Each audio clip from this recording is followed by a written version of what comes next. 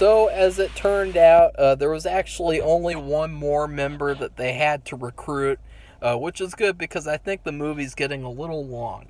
Uh, so then the last person they recruit is J. Jonah Jameson. And I know what you're thinking, like, what? J. Jonah Jameson? Yes. I think that it would be awesome. Okay, this is where they get to Spider-Man 3. Okay, so they go to the time period of Spider-Man 3.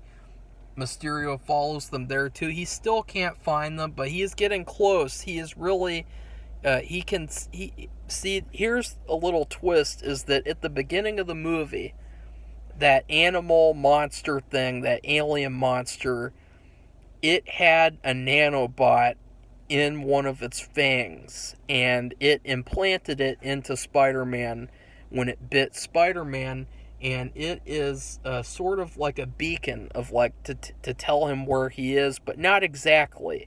It doesn't really tell him specifically. It only says like, okay, he's in this area at this time period at this date. So there's no specifics, like a specific location. And so that's how Mysterio figures out he's in the Spider-Man 3 time. And again, all of this is subject to change. These are just basic ideas that kind of like string together to form a story that would be revised heavily and, written out and rewritten. And so they're in Spider-Man 3, and the plan is to basically get the Venom and give that to Flash Thompson. And Flash Thompson with the Venom, that would be so fucking awesome. Joe Manganiello, it would be so cool to see him wielding the Venom and becoming Agent Venom. So it's a little tricky because they end up getting J. Jonah Jameson to help out with this plan. I don't know really what the plan would be, but I think that would be cool to have some sort of a scheme where it's at the church where Spider-Man is going to tear off the Venom suit, and somehow J. Jonah Jameson would be involved in sort of distracting Eddie Brock so that they could get the Venom as Spider-Man takes it off and get like half of it, and the other half can go to Eddie Brock, and that will probably screw up time too, but they're doing the best they can do. So they get the Venom, they thank J. Jonah Jameson, and it's basically kind of cool because J. Jonah Jameson, he's going to be a lot more of a hero in this series. It's going to be kind of I want to kind of not have him just be like a barking dog. I kind of want him to help out Spider-Man a little bit at certain times. And so I thought it would have been fun to include him in this little part here. So, yeah.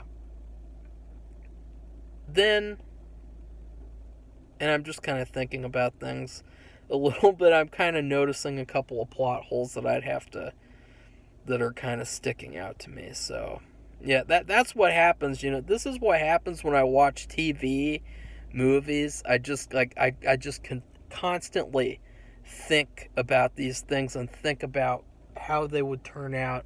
So Flash gets the Venom. He becomes Agent Venom. That is when Mysterio attacks. He finally finds them, and it's basically where he traps Spider-Man alone in like a little alternate thing. Like he alters time, he alters reality, and he's like, welcome to the world of illusions. And we get to have this surreal fight where basically they're fighting and the environments constantly keep on changing, and it's very chaotic, and Mysterio is just kicking Spider-Man's ass. And that is when Doctor Strange just walks through the world of illusions, grabs Mysterio, and 1v1s him, and it's this great moment where they're not at the time where they need to be, but Doctor Strange whoops Mysterio's ass himself, and he uses his illusions and his magic to F with Mysterio. And that is when things get real, because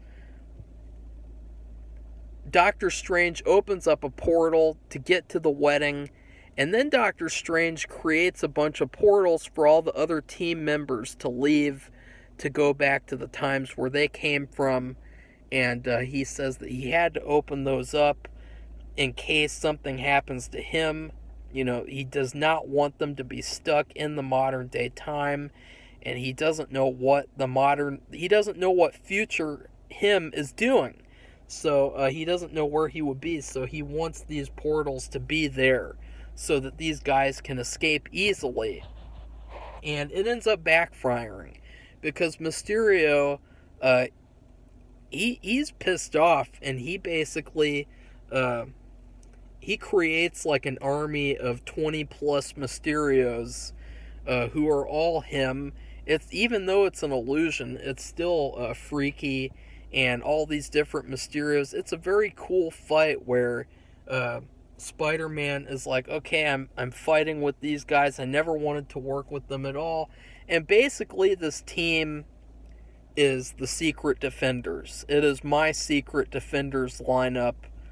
And so what ends up happening is that he works together with them reluctantly, and each one of them, Mysterio sends back in their own portals. And so all of these members, they're just getting effed up and then sent back to their own times. And it's backfiring. It's totally backfiring. And Spider-Man, he doesn't know what to do. He's like, Doctor Strange, like, this is what happens when I work with people. Like, disaster happens. And so it's really, it's intense. And it is a hard battle. And everyone gets sent back to their own times. Iron Man gets sent back first because he is just a disaster. He's not going to do very much, but he is going to be cool. He is going to be cool Tom Cruise. It's going to be fun to see him rattling off one-liners, just completely just not being... Basically, like, in the MCU, they, like, sanitized Iron Man after Iron Man 2. Well, this Iron Man is going to be Iron Man in Iron Man 1 and 2. He's going to be like that, where he's not sanitized. That's what I would want to do. And so then Hulk gets sent back. Flash Thompson gets sent back, which was pretty sad. And so they all get sent back one by one. And that is when Doctor Strange, once again, he 1v1s Mysterio. And this time, Mysterio is able to see through Doctor Strange's illusions. And that is the best part, because the whole movie, Mysterio, he's kind of like this... You know how you have those days when, like, you're just so foggy? Like, you don't really know what's going on. You're just kind of like, life is happening. I don't know where I fit into the universe. That's where Mysterio was for this whole movie. And ironically, Doctor Strange is the one who helps him to get out of this foggy, dreary mindset to where he sees reality. He is not seeing illusions anymore. He's not seeing fantasy anymore. He has an awakening. And he sees through Doctor Strange. And he takes Doctor Strange and he beats him badly and sends him back to his own time. And that's sad, because Spider-Man, he's all alone now. And he's like, uh-oh. I wanted to do this from the beginning, but still, uh-oh. And they are fighting, and it is a really intense battle, particularly because Mysterio is mimicking Spider-Man's moves, and he's sort of doing a thing where, like, he copies him. He has, like, a webbing of his own. It's pretty cool. He's got all these creative gadgets and effects that he does that I never really touched on. And that's when they start talking, and, Spider-Man's like, I know all about you. and he's like he's trying to like talk him out of, he's trying to like find out what's going on in his head. And what ends up happening is that Mysterio reveals that he never had a family to begin with, and it was all an illusion. And in fact, the whole movie has been an illusion. And he wanted Spider-Man to see him. He wanted him to know his backstory and kind of have a phony sense that he had a handle on things. And so everything that's been happening, it's all just thrown out the window. He was actually Doctor Strange the whole time. He has been, and I know that goes against things that just happened, but I don't care. I could just leave it the way it is and have the twist that they didn't exist. But either way, the point is his family never existed. He is just a crazy guy, and that's pretty scary, obviously. And it's good because it goes along with Mysterio, illusions, stuff like that, things not really being how they seem. So then Spider-Man, he finds a way to beat Mysterio. And I'm trying to remember, is there anything there where I had specifics of how he would beat him? No, not really. I can't really remember. Oh yeah, I do. Yeah, now I remember. Spider-Man opens up a million portals, and he causes Mysterio's body to rip apart in a million pieces, and each little piece goes to a different universe. And so he basically, there's like all these portals, and they all tear Mysterio's body apart. And it's this great moment where you get to see Bruce Campbell like getting completely like torn to shreds, and all his body parts are being like spread apart to different universes, just floating in space. And Spider-Man's like, bye-bye crazy person, I don't know. And so then, you know what, all of the people were not illusions. That can't work, I just realized, because of sequel stuff. So just forget about that. So then basically he marries Mary Jane, and everything is fine, seemingly. And at the end of the movie, it's this great moment where he's gonna take his son for the first flight ever, for his first web fight. He's gonna guide him around the city, and it's this great moment where Mary Jane, she knew what happened. She can still remember it. The kids don't, but Mary Jane does, and so she's really emotional, and she's so happy that Spider-Man fixed things. He saved the day, and Spider-Man is going to take his son on the first swing. And then what happens is they're swinging together, and it's sort of like a Rocky II type of moment, where all of a sudden you have Jessica Jones, and she's flying along next to them, she's jumping next to them, and going along with them. And then you see other heroes join in. And eventually there's like this whole parade of heroes that like Spider-Man is inviting all these different heroes to join in. And they're sort of flying around the city together. And it's like this beautiful moment where it's like Spider-Man now fits in with all these heroes. He has learned to work with people. He has learned to work with people again, and to fit into this new world of heroes. And it's sort of this beautiful moment, and you see his son, he's going to grow up to be a hero probably, and it's really, really cool. That is one of my favorite things about this pitch, is just the idea of it ending with Spider-Man and his son, and all these heroes of different types flying around the city, a la Rocky II.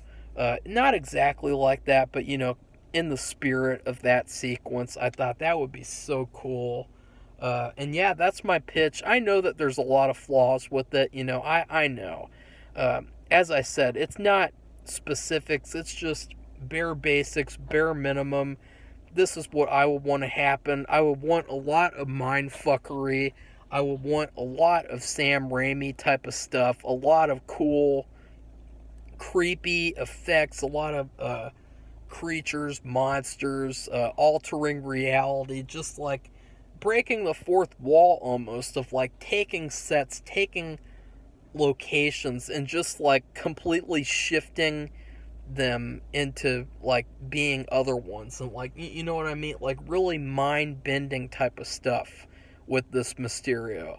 You know, not like in Far From Home where he's basically like this fake hero and he's like going around fighting projections. Like, no, not with mine. Mine goes around and kills people and then frames innocent people, and he's like, ha ha ha ha!